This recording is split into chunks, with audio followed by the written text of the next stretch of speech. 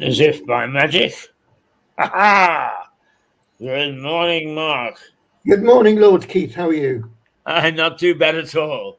I've got a Good. good fire going for you this morning, you see. Yeah, it's a raging fire. That's beautiful. We've got we've got a lot of mist up here today in sunny Stoke. Oh, is there? Yeah, very misty and murky. Is it warm or cold or drizzly or? No, it's about 9 degrees, so it's not very warm.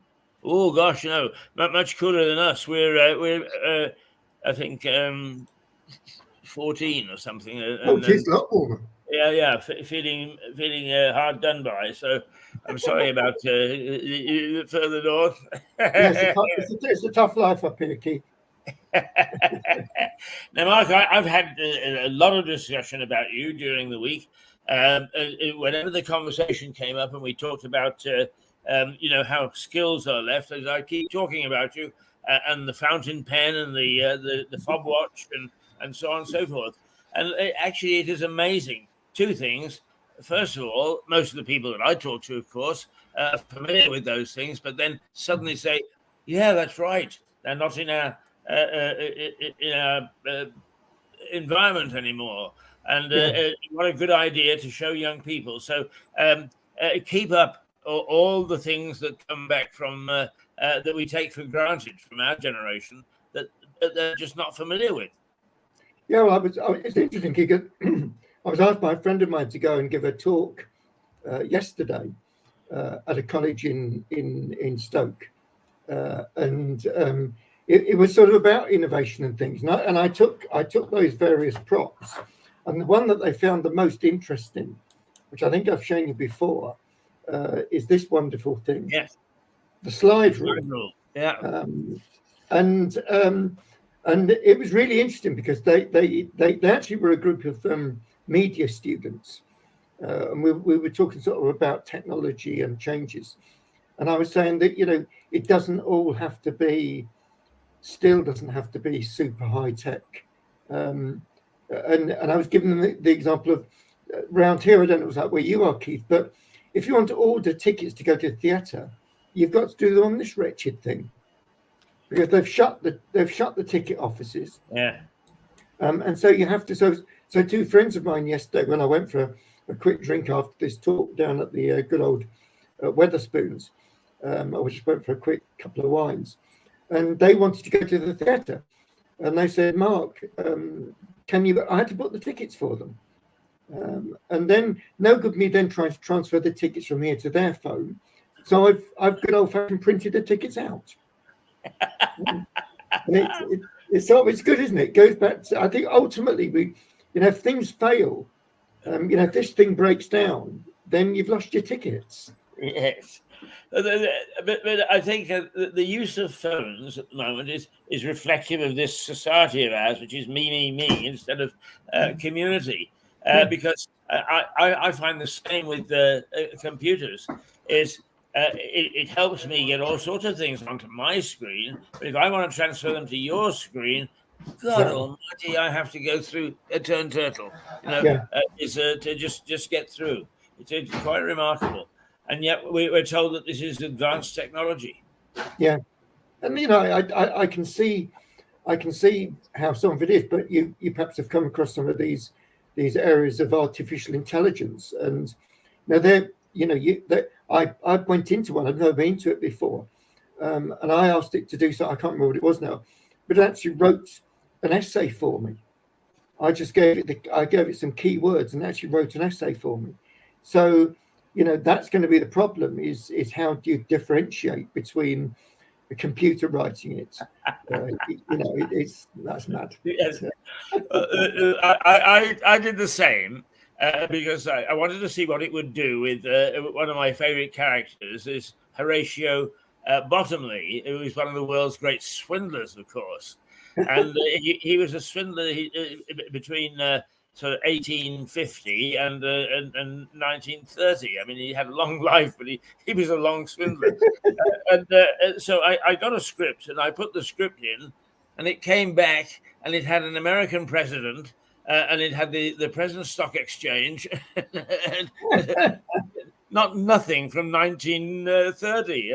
No, yes, but yes, well, I suppose like everything is what you put in is what you get out. That's right. Yeah, I mean, I'm going to have to play with it again. I'm determined to see whether it can actually do what it says. Everybody says that they do. At the moment, it's failing abysmally. Yeah. Well, I also keep that. I perhaps like you have also got one of these things, called a diary, and I write in that. I haven't written it, but I write in that every week what's going on, what I'm doing, and it's almost like a comfort blanket to me because I can open it up and look at it. I haven't got to open the computer up and go on to Outlook and all this other malarkey. So I think there are some real benefits from the more traditional technology, Keith. It's all well and good, the computer. But, here is the entire administration of a television station.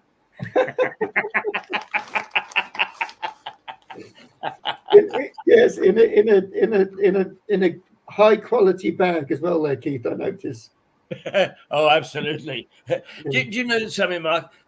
This was, I think, a brilliant move on behalf of John Lewis and Waitrose, because they were charging for these bags, and the things kept on falling apart. Yeah. And so they actually substituted this bag, which is very, very robust. And now everybody is walking around using them to carry things. Yeah. Waitrose all over the town, whereas before it was a dreadful thing. And some of the other its opposition have not learned yet, because they give you these flimsy things that the bottom falls out before you actually get to the bus. Yeah, it's the best sort of marketing, isn't it? It's total free marketing at the end of the day. Absolutely. People carry them around, and I don't know whether you can hear. Oh, he's disappeared. I don't know whether you could hear there's something being poured there in the background. Yes. Well, that's Kevin, God bless him, who looks after the bar, and he gets the beer ready for the day. And quite often he brings a beer to me and sort of says, "Here, test it." But at the moment, he's just decanting it. So it's a sound of which we can approve, I think. I totally approve. I totally approve that, Keith. It's very good. We have. I think I've told you that I frequent Weatherspoons. I'm sure. Have you got Weatherspoons in Lewis? No, we haven't. We almost did, and he backed off. Mr. Weatherspoon backed off. Yeah, Tim Martin. Not big enough for him. I don't know. I know, but it is amazing. It is the only pub in Stoke that is full from 8 a.m. to 1 a.m. That's marvelous. Thank God for saving the pubs. Having said that, one of the things that now Lewis does not have a first-class restaurant. It has 2 or 3 second-class restaurants, but mostly it is a pub culture. Right. And its history is that in 1850, with a population of only 9,000, it had 63 pubs and 17 breweries. Wow. Now part of the reason was not because they were heavy drinkers necessarily, but the water was so polluted that they couldn't drink it. It was poisonous. The other thing is that, as somebody pointed out, is in 1853, the houses weren't exactly built terribly tightly. So in the winter particularly, it was very chilly. So what you would do is you would take the whole family to the pub for warmth. And in fact, the local brewers made a beer for children. That's fantastic. Yeah, so we're not without. We've only got 16 pubs left now, but I have to say that out of the 16 pubs, there is not one that I wouldn't go and have a drink, and that's quite rare too, because normally you've got a pub or 2 pubs in any community where people say, "Oh, I wouldn't go to that pub." But they're all pretty good pubs in Lewis. So when you come down here and you try Lewis, you'll find a good class of pub. That's what I like to. That's what I like to hear. Although I think partly Weatherspoons has taken it back to those days, because you can go in there in the morning and get a refillable mug of coffee for £1.75p, and you can sit there for 3-4 hours. Ah, So a lot of and I'm one of them. A lot of the older people go in there, they have a bit of breakfast because it's nice and cheap, and they sit there most of the day. They haven't got to heat the yeah, house. They socialise. They meet people. So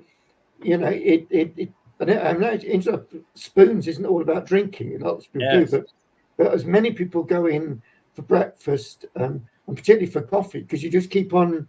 I often go down and can have 3 cups of coffee for £1.75. yes, that's right. The bottomless cup was a Yeah. great invention, and no, we don't have anywhere indoors like that, and it's a pity. But perhaps eventually we'll catch up with the rest of the world. Yeah. Now, actually, Kevin is back pouring that beer. So I we love will hear it. again. I mean, there is a man with a great, great vocation. Is coming in before the sun is over the yard arm and pouring the beer. Especially for you, Keith. And he's got a smile on his face. So he knows. It's even better, isn't it? Yes, he's got a willing audience in you see. Absolutely, yes. You'll never say no, Keith. I've never known you say no to a drink, Keith. That would be a sin. Yes, absolutely. Yes, I remember our days in Notting Hill where we used to go down to the Prince Albert. You remember?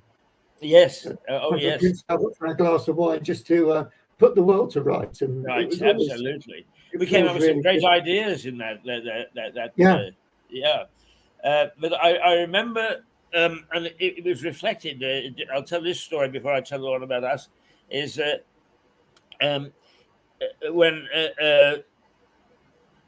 I've forgotten his name now. The head of Reuters went out to see the bureau chief in Hong Kong, whose name was Peter Mosley. I remember his name, and the MD was Peter somebody too, and they knew one another from old Reuters days, and they both got absolutely stocious and came up with one of the great plans, which was going to make Reuters millions. And Peter Mosley said, the next morning he woke up and he couldn't remember a thing about it. And he shuddered for days that the other Peter was going to come back and say, okay, what about this plan? And he never did. And he realized that he'd woken up and didn't know anything about it. And I think that one of the most brilliant ideas that you and I had was a day of excess in the Prince Albert. And we neither of us can remember. No, I can't remember a thing about it, but it was very fine. Fine wine, as I remember rightly. Now, I have been talking. I talk a lot about you because one of the things that I love is friends who are innovative, and you're very innovative. And I have been talking a great deal about the lectureless university, and you're working with two chaps who you hope to get on one day. But now, A, remind us what that's all about, and then B, tell us where it's at the moment. Sure. So it will be the first new university. There have been a couple of new ones. I think I've said before. There's Teddy, which is an engineering institute, which is new, and there's Dyson University, which is new. But really, since the University of Warwick was founded in the 60s, it's not been a new university. So come up with this particular model for the School of Innovation, which will be a total lecture-less environment. It will be very open. It will be very workshop-based, and students, both from a range of age groups, will come together. Where we don't want just 18 to 25-year-olds. We want to have a big spectrum so that we can actually have a proper exchange of ideas. We'll bring specialists in to run workshops, not lectures, but run workshops which will be practically orientated. So getting someone like your good self in, Keith, who would come in and talk about broadcasting, and then the students would actually test out some of the ideas and look at some of the sort of pitfalls, etc.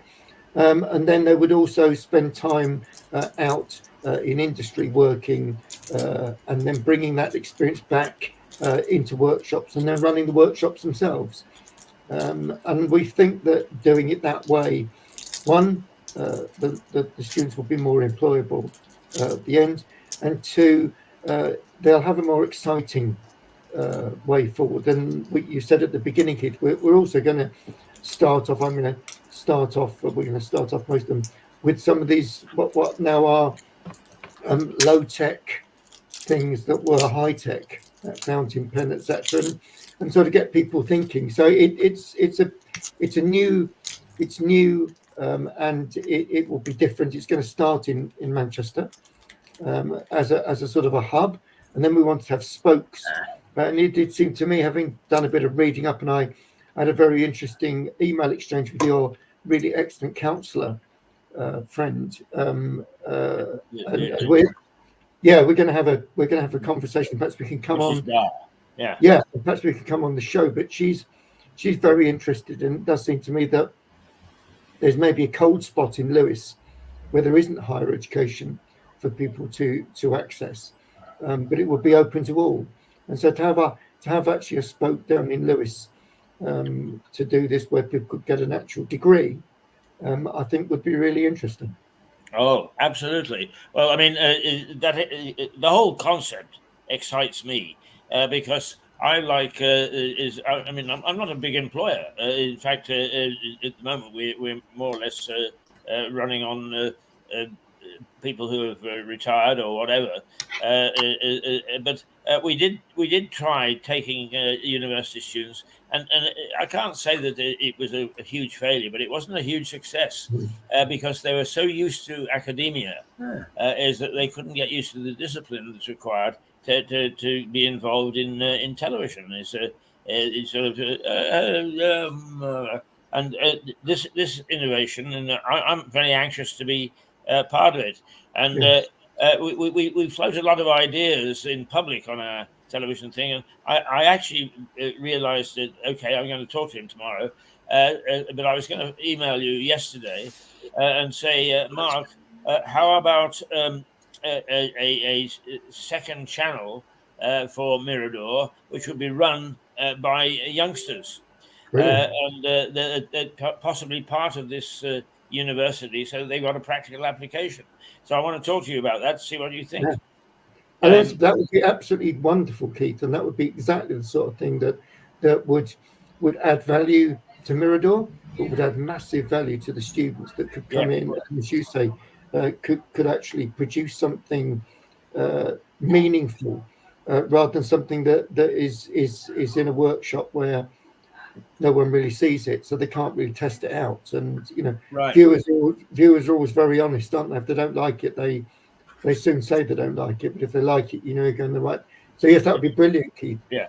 The other thing is, first of all, the way that we are at the moment is we have quite a large overseas following, but one of the next steps before lockdown, we actually broadcast on Roku, which meant that we were also on Amazon and Apple and so on and so forth. We had to abandon that because of costs with lockdown. But it's actually Roku, the streamer, and they've been in touch with us in this last week or two, saying, "Do you want to come back?" And we would make it a very attractive proposition for you financially. So I want to work on that, and what it would mean is hold it. Is that the university in going through Mirador would have a potential of 174 million people. Only that number? That doesn't sound very much, Keith. I was going to say, we'll forget the 4 million. We'll take the 170. Yeah, that would be wonderful, Keith. That's a great idea. And in the same way, I talked to the guys, and we'd like to invite you to join the board if you had time. Once we get going, to join the board to give us that experience. Certainly, I will talk to you about it. Yeah, right. I mean, you know that. Well, first of all, because we know one another so well, is any of the innovations that you get involved in. I think I've been involved in about 4 now. And the unfortunate thing is that a couple of them had principal investors who wanted to go a different route.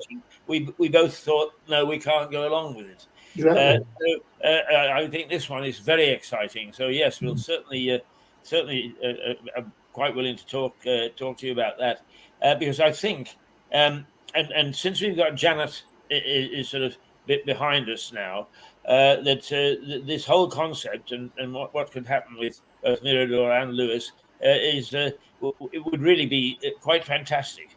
And the mere fact that your university could be seen and be seen to operate and see the fruits of it by potentially 174 million. I doubt we get 174 million, but they claim that this takes you into television sets, and we're not talking just about the web. These things go out on iPhones and on smartphones, smart TVs, and so on and so forth.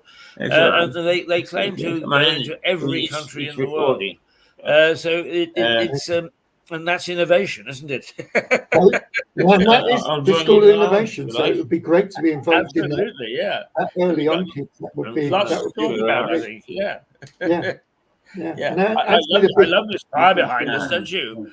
That's gorgeous. No, I'm feeling it already. Yes. Yes. We just need some marshmallows or something on a testing. Yeah. I mean, we could just walk down there in 15 minutes. How are you getting along with Suzanne? Yes, good. We plan to have a meeting, online meeting, early next week. So hopefully, maybe next Wednesday. It's 9:45 now. Well, it's terrific. So we can start down there. I love Suzanne, and she is like you and me. She's full of ideas. Yeah. The trouble is, I call her my blue-arsed fly. Yeah, she's everywhere because she is always zipping off somewhere. So to actually nail her down is sometimes a bit difficult. But she's certainly a very worthy person, and she's a very attractive broadcaster too. I mean, she's the camera likes her, and she's bubbly. Our team is growing, and of course, she would be available to you at the university. Yeah, that would be great. I've not had a chance to talk to her about that, but I certainly will do. And I think I like you. I'm sort of semi-retired, so I spend a bit more time at home. But she's always all over the place. Unlike me, I'm going to Leicester in half an hour, but it only takes me an hour. But she's often jumping on a plane and flying, thousands of miles. So I think pinning her down is difficult, but she's fantastic, and I think we'll get something really good. I must confess, is just for in a rather small town. I shouldn't say insignificant town, but in a small town, our team on Mirador is very, very substantial. It is. I actually deliberately we don't ask Richard Barton what the cases are that he's undertaking, because locating him could put him in danger, of course. In some of the, but as I know that he is prosecuting at the moment one of the very, very serious cases in the UK. So when it comes to law, we've also got top people. So. For is a little operation, we punch well above our weight. Totally do. Yeah, no, I think it's fantastic. It's the addition of you is absolutely terrific. I think we bring a rounded picture, don't we, to the viewers? We do. Different things and talk about different issues, which I think is what people are interested in. And I think the one thing it does keep, every bit of the news is so depressing at the moment. It's nice to have a bit of a laugh, and I'm really sitting here waiting. There's some people in the background. I'm waiting for that pint of beer to materialise, Keith. Yes, actually, he's taken off. Sip that. John Henty is here as well. Hey! Just to remind you, John actually was he was the first voice to be heard on Radio Brighton. Way back in 1970 something. When? 1970, 68. 1968. Gosh. So nobody can accuse us of not having experience. Absolutely not. No, the best. Absolutely. Are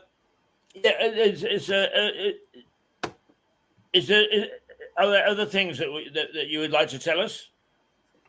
Yeah, I think another sort of thing that's rumbling about are these sort of technical qualifications that the government are trying to reintroduce, and I think that the whole picture is very messy at the moment. And I think that I've talked to some employers and they're very confused about it all. But of course, everything will change if we get a Labour government in power next year. And there's lots of effort, lots of money going into it. And you think, what a waste of money at this particular time.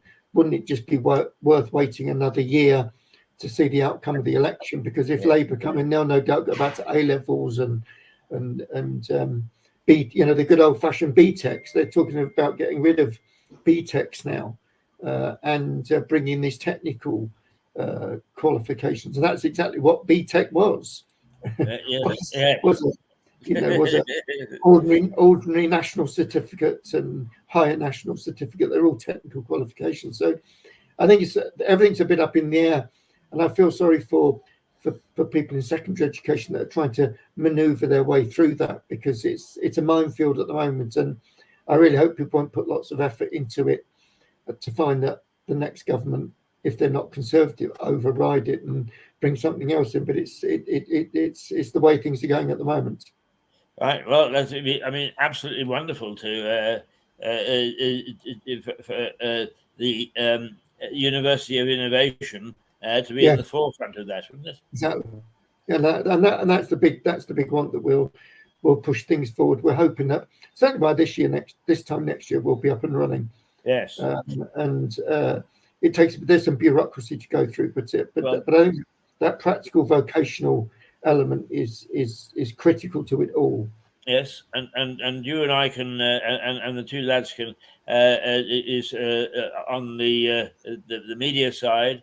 We can work very hard to have things ready for when that all happens. Yeah, that would be very good. I'll try and get Will and Will Hill, and I'll try and get him on next week to join us. He's off in the States at the moment, raising some capital for the project. So, but he'll be back.